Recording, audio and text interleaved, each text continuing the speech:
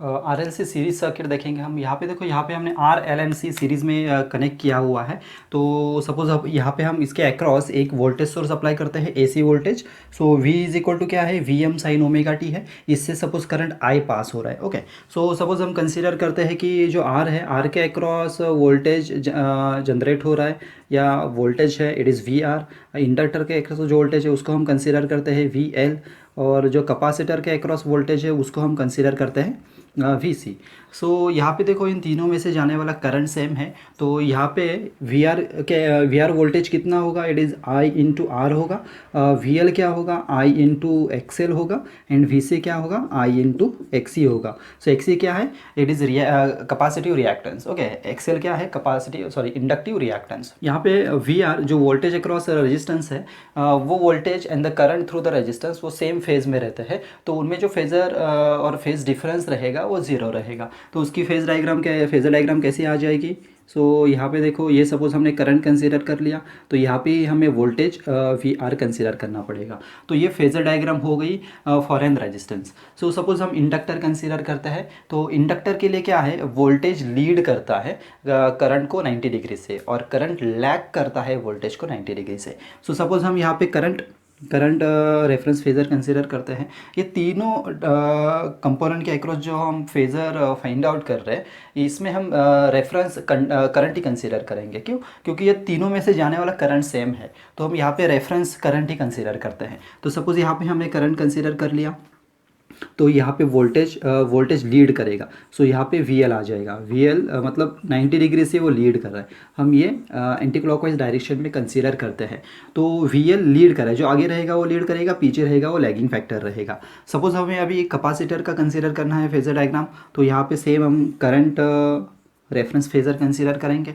सो यहाँ पे जो वोल्टेज रहता है, वोल्टेज लैग करता है करंट को 90 डिग्री से। सो यहाँ पे आ जाएगा 90 डिग्री। ओके, सो यहाँ पे देखो, हम एंटी क्लॉकवाइज डायरेक्शन में कंसीडर कर रहे हैं, तो यहाँ पे जो वोल्टेज वीसी है वो लैग करेगा करंट को 90 डिग्री से, और ये आगे वाला पार्ट है करंट, तो करंट लीड करेगा 90 डिग्री से। सो सपोज हमें ये तीनों फिगर हमें कंबाइन कर ली, तो हमें फाइनल फेजर डायग्राम क्या मिलेगी इसके लिए। तो यहाँ पे देखो, ये करंट है, यहाँ पे है वी एल। ओके, यहाँ पे है वी एल, नीचे रहेगा वी सी, और इसी डायरेक्शन में है वी आर। तो ये हमें फाइनल फेजर डायग्राम मिलेगी। यहाँ पे देखो, V C and V L, इन दोनों में जो फेज़ डिफरेंस है 180 डिग्री है। टोटल ये हम फेज़ डिफरेंस कंसीडर कर सकते हैं। तो ये टोटल फेज़ डिफरेंस क्या है, वी एल एंड वी सी में 180 डिग्री है। ओके, तो पहले यहाँ पे देखो, यहाँ पे हमें तीन कंडीशंस यूज़ करने हैं। एक तो पहले है XL is greater than XC, मतलब inductive reactance is greater than the capacitive reactance, then XL less than XC, then XL is equal to XC. ये तीन कंडीशंस हमें यूज़ करने हैं या फाइंड आउट करने हैं। तो पहले हम कंसिडर करते हैं XL is greater than XC है। तो यहाँ पे देखो, जैसे हम कौन सा भी रेजिस्टेंस इंक्रीज़ करते हैं, तो उसके अक्रॉस का वोल्टेज इंक्रीज़ होता है। तो यहाँ पे ये इंडक्टिव रिएक्टेंस है। सो इंडक्टिव रिएक्टेंस सपोज मैंने इंक्रीज़ किया, तो यहाँ पे जो वोल्टेज रहेगा, वोल्टेज ड्रॉप अक्रॉस इंडक्टर, वो भी बढ़ेगा। मतलब क्या, यहाँ पे इस टर्म से हमें कंडीशन क्या मिलेगी, V L is greater than V C, ये कंडीशन हमें मिलेगी। और यहाँ पे देखो, यहाँ पे ये 180 डिग्री फेज डिफरेंस में है। तो यहाँ पे हम इसको कंबाइन एक उसका फेज़र हम ड्रॉ कर सकते हैं। जैसे अभी हमने कंसिडर कर लिया कि V L is greater than the V C है, तो यहाँ पे कंबाइन फेज़र सपोज हमें ड्रॉ करना होगा, तो कंबाइन फेज़र हमें क्या मिलेगा, ये फेज़र हमें मिलेगा। यहाँ पे देखो, ये V L minus V C हमें मिलेगा, क्योंकि हमने क्या कंसीडर किया है, V L is greater than V C है। तो इसका रिजल्टेंट फेज़र हम ऐसे ले सकते हैं, वी एल माइनस वी सी हम ले सकते हैं। तो यहाँ पे इसका रिजल्टेंट फेज़र हमें मिला वी एल माइनस वी सी। और यहाँ पे क्या है, यहाँ पे है वी आर, यहाँ पे है वी आर एंड करंट है। तो सपोज़ यहाँ पर हम इसका रिजल्टेंट ड्रॉ कर लेते हैं, तो यहाँ पे ये रिजल्टेंट आ जाएगा। सपोज़ ये रिजल्टेंट है, ये रिजल्टेंट हमने कंसीडर कर लिया। सपोज ये है V is the resultant. Okay, so यहाँ पे सपोज फेज़ हम फाई कंसीडर करते हैं, तो ये क्या है, ये है V L minus V C है, तो ये भी आ जाएगा V L minus V C. Okay, तो ये आ गया यहाँ पे V L minus V C. तो सपोज़ हमें इसका वोल्टेज ट्रायंगल ड्रॉ करना है, तो वोल्टेज ट्रायंगल हम कैसे ड्रॉ करेंगे, यही ट्रायंगल हम कंसीडर करेंगे, तो वोल्टेज ट्रायंगल हमें ऐसा मिलेगा। लाइकवाइज यहाँ पे देखो, ये हमें वोल्टेज ट्रायंगल मिलेगा। ये है वी आर, इस डायरेक्शन में, VL माइनस वी सी इस डायरेक्शन में रहेगा, यहाँ पे V रहेगा, यहाँ पे फाई एंगल है। तो ये हो गया वोल्टेज ट्रायंगल। इसको हम लिख देते हैं it is an voltage triangle.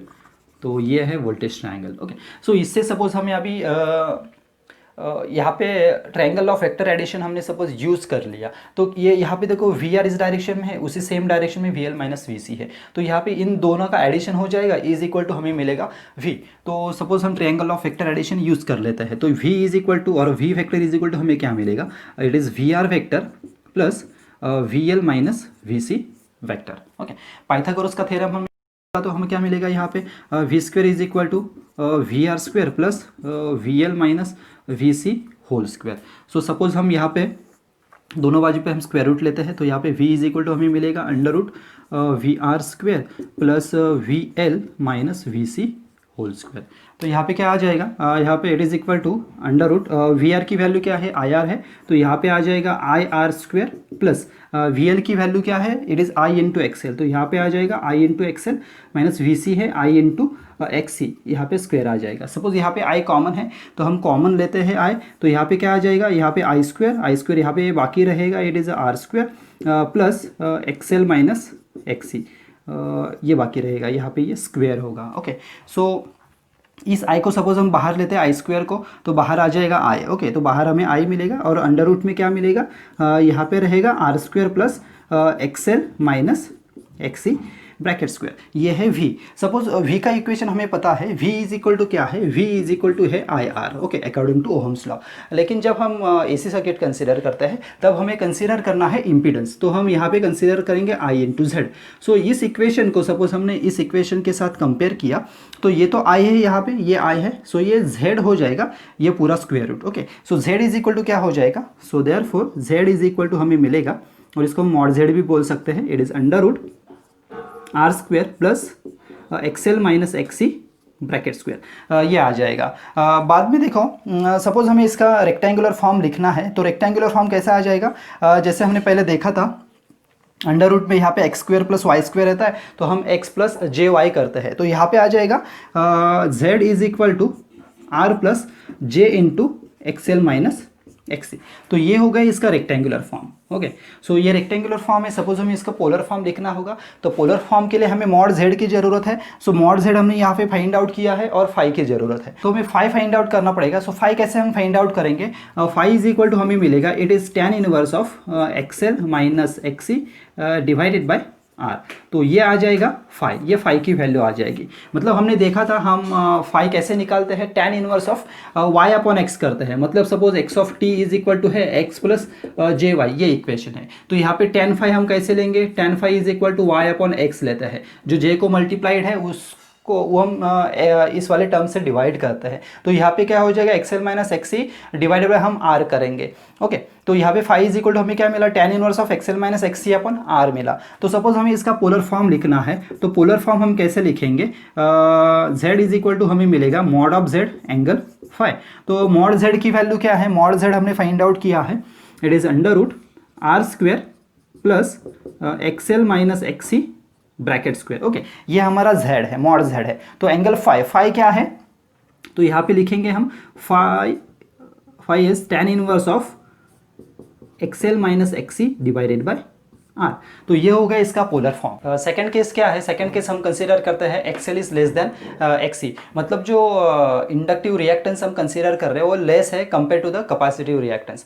सो जिसका रिएक्टेंस ज़्यादा रहेगा उसके अक्रॉस उसका वोल्टेज ज़्यादा रहेगा। मतलब यहाँ पे देखो, यहाँ पे हमने एक्सएल कम कंसीडर किया है कंपेयर टू एक्ससी, तो यहाँ पे क्या हो जाएगा, V L less than V हो जाएगा।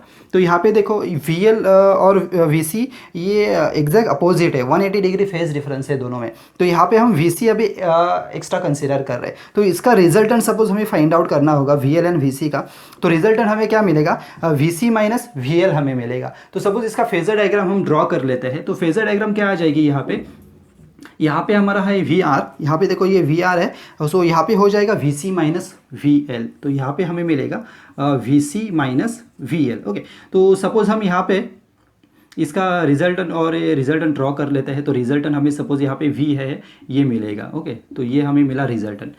सपोज हम ट्रायंगल कंसीडर करते हैं, ये वाला हम ट्रायंगल कंसीडर करते हैं, तो ये जो साइड है V C minus V L, ये सेम यहाँ पे आ जाएगी V C minus V L. तो वोल्टेज ट्रायंगल हमें क्या मिलेगा, ये यहाँ पे हमें वोल्टेज ट्रायंगल मिलेगा।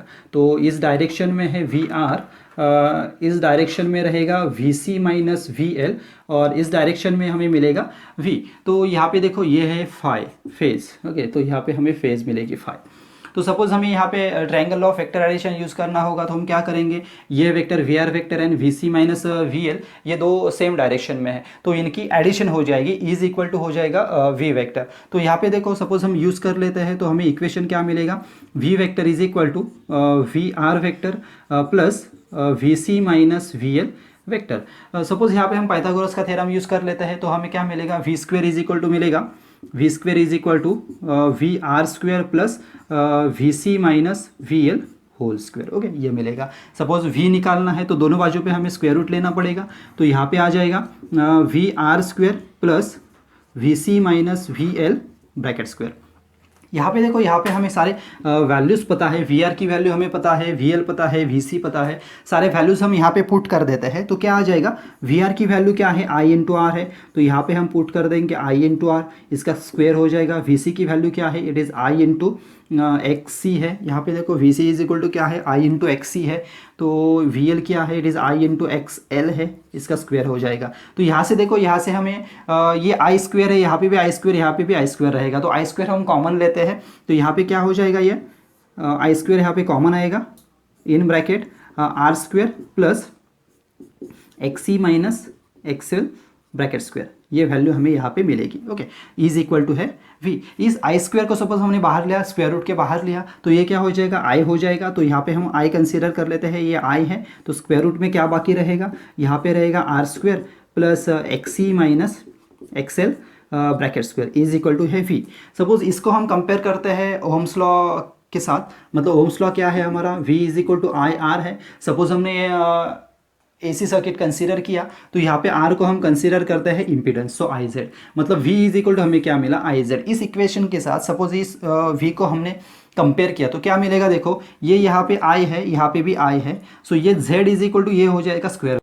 तो यहाँ पे mod of z is equal to हमें क्या मिला, it is under root R square plus X C minus XL bracket square, ये मिल जाएगा, मतलब यहाँ पे मॉड जेड मिला। तो इसके अकॉर्डिंग हम इसका रेक्टेंगुलर फॉर्म लिख सकते हैं। इसका रेक्टेंगुलर फॉर्म हमें क्या मिलेगा, Z is equal to R plus J X C minus XL, ये मिलेगा। ओके, सपोज हमें इसका पोलर फॉर्म लिखना होगा, तो पोलर फॉर्म के लिए पहले हमें फाई निकालना पड़ेगा। सो फाई का इक्वेशन क्या आ जाएगा, phi is equal to tan inverse of X C minus XL divided by R, ये इक्वेशन आ जाएगा। तो पोलर फॉर्म लिख लेते हैं हम। पोलर फॉर्म क्या है, it is mod Z angle of phi है। तो मॉड जेड की वैल्यू हमने फाइंड आउट की है, तो ये आप यहाँ पे पुट कर देते हैं, तो क्या आ जाएगी, R square plus X C minus XL bracket square and angle phi. So यहाँ पे एंगल फाई क्या लिखेंगे हम, tan inverse of X C minus XL divided by R. So ये हो गया इसका पोलर फॉर्म। थर्ड केस हम देखते हैं। थर्ड केस क्या है, XL is equal to XC है, मतलब inductive reactance is equal to capacitive reactance रहेगा, तब जो वोल्टेज दोनों के अक्रॉस जनरेट होगा वो भी सेम रहेगा, मतलब V L is equal to हमें वी सी मिलेगा। तो सपोज हम कंसिडर करते हैं, यहाँ पे देखो V L is equal to V C है, मतलब ये जो एम्पलीट्यूड यहाँ पे रहेगा is equal to V C रहेगा। तो इसका सपोज हमें रिजल्टेंट निकालना होगा, तो एक तो हम करते हैं V L minus V C करता है, नहीं तो V C minus V L करना पड़ेगा। तो दोनों का सब्ट्रैक्शन कर दिया तो वो जीरो आ जाएगा, मतलब यहाँ पे हमें कुछ भी फेजर नहीं मिलेगा। तो XL is equal to XC condition के लिए हमें फेजर डायग्राम क्या मिलेगा, यहाँ पे सिर्फ जो रेजिस्टेंस के लिए हमने कंसीडर किया था वो फेजर डायग्राम मिलेगा। यहाँ पे वी आर रहेगा और करंट, मतलब current and voltage across the resistance वो सेम फेज में रहेंगे। ओके, इसका मीनिंग क्या है, जब XL is equal to XC रहता है तब ये सर्किट प्योरली रेजिस्टिव सर्किट होता है, पावर फैक्टर भी क्या यूनिटी रहता है। ओके, तो यहाँ पे देखो, यहाँ पे सपोज हमें वी आर फाइंड आउट करना है, तो वी आर क्या आ जाएगा, आई इंटू आर आ जाएगा। तो सपोज इसको हमने वोल्टेज इक्वेशन जो इम्पीडेंस का है इसके साथ कंपेयर किया, तो Z इज इक्वल टू हमें क्या मिलेगा, R मिलेगा। So Z is equal to क्या है, R है इन प्योरली रेजिस्टिव सर्किट, मतलब XL is equal to XC रहा तो ये circuit as a purely resistive circuit act करता है। इम्पीडेंस एंड इम्पीडेंस ट्रायंगल, देखो यहाँ पे हमने वोल्टेज ट्रायंगल ड्रॉ कर लिया है दोनों कंडीशन के लिए, XL is greater than XC के लिए and XL is less than XC के लिए, दोनों वोल्टेज ट्रायंगल हमने ड्रॉ कर लिए। तो यहाँ पे सपोज हम वोल्टेज के वैल्यूज़ पुट कर देते हैं, इक्वेशन पुट कर देते हैं। वी का क्या आ जाएगा यहाँ पे, आई इंटू जेड आ जाएगा। वी आर क्या आ जाएगा, आई इंटू आर आ जाएगा। Okay, then V L minus V C क्या आ जाएगा, it is equal to I into X L minus X C आ जाएगा। सपोज यहाँ पे हमने आई से डिवाइड कर दिया तो यहाँ पे क्या आ जाएगा, तीनों टर्म यहाँ पे क्या रहेंगे, यहाँ पे देखो यहाँ पे हमने ये ट्रायंगल ड्रॉ किया है फॉर एन इम्पीडेंस। ओके, सो इसको हम बोलेंगे इम्पीडेंस ट्रायंगल। तो यहाँ पे क्या बाकी रहेगा, यहाँ पे रहेगा जेड, यहाँ पे क्या रहेगा, यहाँ पे रहेगा आर। ओके, एंड यहाँ पे बाकी रहेगा it is X L minus X C, और यहाँ पे है फाई।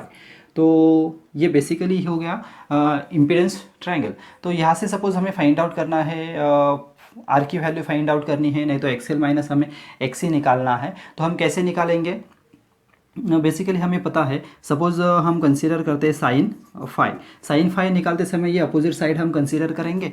सो अपोजिट अपॉन हाइपोटेनियस, सो यहाँ पे आ जाएगा XL minus XC divided by hypotenuse is mod of Z. तो यहाँ पे हमें एक्सएल माइनस एक्सी क्या मिलेगा, XL minus XC is equal to मिलेगा mod of Z into sine of phi. वैसे ही हमें सपोज आर निकालना है, तो हम आर कैसे निकालेंगे, आर है एडजेसेंट साइड है फाई की, तो हमें कॉस लेना पड़ेगा।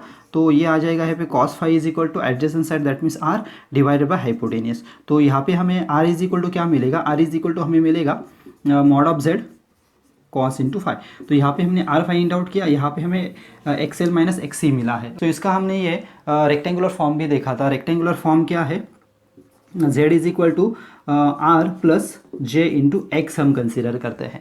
अभी यहाँ पे देखो ये जो x है, x की वैल्यू क्या रहेगी, x की वैल्यू रहेगी since x is equal to XL minus XC रहेगा जब हम कंसिडर करेंगे impedance triangle for XL minus XL greater than XC. Then x is equal to XC minus XL रहेगा फॉर दिस कंडीशन, मतलब XL less than रहेगा XC. Okay, तो ये condition हमें कंसीडर करनी है, मतलब यहाँ पे x के जगह पे हम ये दो वैल्यूज पुट कर देंगे according to the conditions. Okay, तो सपोज बाद में हमें फाइंड आउट करना है, ये तो हो गया इसका रेक्टेंगुलर फॉर्म में सपोज वैल्यू पुट कर देते हैं। आर की वैल्यू हमें क्या मिली, जेड कॉस फाई, तो जेड इज इक्वल टू क्या आ जाएगा, R is mod of Z into cos phi plus J into XL minus XC क्या आया, mod of Z into sine phi. Okay, तो ये होगा यहाँ पे रेक्टेंगुलर फॉर्म। बाद में सपोज हमें पोलर फॉर्म निकालना है, तो पोलर फॉर्म कैसे निकालेंगे हम, उसके लिए हमें फाई निकालना पड़ेगा। फाई क्या आ जाएगा, tan inverse of X upon R. यहाँ पे देखो एक्स अपॉन आर हमें करना पड़ेगा, तो tan inverse of X upon R आ जाएगा फाई। मतलब यहाँ पे दो कंडीशन के लिए फर्स्ट कंडीशन रही तो हमें पुट करना है x is equal to XL minus XC, second के लिए पुट करना है हमें एक्सी माइनस एक्सएल, तो यहाँ पे हमें फाई मिलेगा। तो फाई फाइनली हमें लिखना होगा, तो क्या कैसे लिखिए, mod of Z angle of phi. तो मॉड ऑफ जेड की वैल्यू क्या आ जाएगी, mod of Z is equal to आ जाएगा under root R square plus X square. X के जगह पे हम दो वैल्यूज पुट कर सकते हैं, एक्सएल माइनस एक्सी और एक्सी माइनस एक्सएल हम पुट कर सकते हैं। तो यहाँ पे हम पुट कर देंगे जेड के जगह पे, तो यहाँ पे हम लिखेंगे it is R square plus X square. X मतलब यहाँ पे कौन सा भी रह सकता है, एक्सएल माइनस एक्सी रहेगा या एक्सी माइनस एक्सएल रहेगा, कंडीशन पे डिपेंड है। और फाई कितना रहेगा, सो यहाँ पे हम लिखेंगे angle phi, so it is tan inverse of X upon R आ जाएगा। ओके, तो यहाँ पे ये हम ट्रायंगल ड्रॉ कर लेते हैं इम्पीडेंस ट्रायंगल क्या आ जाएगा, यहाँ पे आ जाएगा z, ये z आ जाएगा, यहाँ पे आएगा r और यहाँ पे आ जाएगा एक्सी माइनस एक्सएल। ओके, तो ये हो गया impedance triangle for the second condition. Power supply to the RLC circuit, यहाँ पे सपोज हमें एवरेज पावर निकालना है, तो टोटल एवरेज पावर हम कैसे निकालेंगे, power across that means power consume by R, power consume by L and power consume by C, इन तीनों की हमें एडिशन करनी पड़ेगी। तो यहाँ पे हमने क्या किया, P average is equal to power consume by R plus power consume by L plus power consume by C हमने कंसिडर किया। लेकिन हमें पता है power consume by inductor and the capacitor is zero, तो यहाँ पे power consume by L and power consume by C ये जीरो हो जाएगा। तो मतलब टोटल जो पावर कंज्यूम होगा आरएलसी सर्किट में, वो टोटल पावर कंज्यूम कंसीडर करेंगे only power consume by the R. Okay, तो यहाँ पे देखो suppose power consume by R हमें कंसिडर करना है, तो क्या हो जाएगा, आई इंटू वी आर हो जाएगा। जो रेजिस्टेंस के अक्रॉस वोल्टेज है वो हम कंसिडर करेंगे। सो वी आर का इक्वेशन क्या है, सपोज यहाँ पे देखो ये वोल्टेज ट्रायंगल है, यहाँ पे वी आर है, मतलब ये एडजेसेंट साइड है, एडजेसेंट साइड आती है कॉस में, तो cos phi is equal to क्या आ जाएगा, it is V R divided by V आ जाएगा। So V R is equal to हमें क्या मिलेगा, वी यहाँ पे मल्टीप्लाई होगा, तो यहाँ पे हो जाएगा वी कॉस फाई। तो यहाँ पे हम I as it is put कर देते हैं, यहाँ पे मिलेगा हमें वी कॉस फाई, तो यहाँ पे लिख देते हैं हम वी आई कॉस फाई। मतलब ये होगी हमारी power, average power for an R L C series circuit. तो इसको हम एक्टिव पावर भी बोल सकते हैं। तो एक्टिव पावर हम कंसिडर कर देते हैं P is equal to V I cos phi. इसका और एक फार्मूला है, it is I square into R. यहाँ पे हम आर क्यों कंसिडर किया हमने, क्योंकि जो पावर है, एक्टिव पावर है, वो only power consume by the resistance है। सो यहाँ पे हमने आई स्क्वेयर आर कंसिडर कर लिया। इसका यूनिट क्या है, इसका यूनिट है वैट, इसका यूनिट है वैट। बाद में रिएक्टिव पावर देखना है हमें। रिएक्टिव पावर क्या है, reactive power is indicated by Q and it is V I sine phi, हमें पता है। So V I sine phi हमने कंसिडर कर लिया। इसका और एक फार्मूला क्या है, it is I square into X है। Okay, so I square X है रिएक्टिव पावर का फॉर्मूला। इसका यूनिट है volt ampere reactive. Okay, so volt ampere reactive reactive power का फॉर्मूला, सॉरी यूनिट है। देन एपरेंट पावर क्या है, apparent power is simply V into I है। Okay, इसका यूनिट है वोल्ट एम्पियर, यूनिट है वोल्ट एम्पियर। इसको हम और एक दूसरे तरीके से लिख सकते हैं, ये सिंपली हो जाता है आई स्क्वेयर इंटू जेड। तो एपरेंट पावर है आई स्क्वेयर इंटू जेड और ये वी आई, इसका यूनिट है volt ampere. Complex power, complex power क्या है, complex power is simply indicated by S, S is equal to P plus J Q. Okay, मतलब P हमारी क्या है, ये एक्टिव पावर है, क्यू क्या है हमारा रिएक्टिव पावर है, एंड एस क्या है, एपरेंट पावर है। तो apparent power is equal to P plus J Q, ऐसा इंडिकेट किया जाता है कॉम्प्लेक्स पावर। सो इससे सपोज हमें ये तो हो गया इसका रेक्टेंगुलर फॉर्म, इसका सपोज हमें पोलर फॉर्म लिखना होगा, तो पोलर फॉर्म कैसा आ जाएगा इसका, इसका जो मैग्नीट्यूड है, मैग्नीट्यूड क्या आ जाएगा, under root P square plus Q square आ जाएगा। ओके, एंड इसका फाई कितना आ जाएगा, फेज कितना आ जाएगा, tan inverse of Q upon P आ जाएगा, tan inverse of Q upon P आ जाएगा। मतलब यहाँ पे हमें लिखना होगा पोलर फॉर्म। तो पोलर फॉर्म हम कैसे लिखेंगे, polar form will be under root P square plus Q square angle tan inverse of Q upon P. तो ये हो गया बेसिकली द कॉम्प्लेक्स पावर।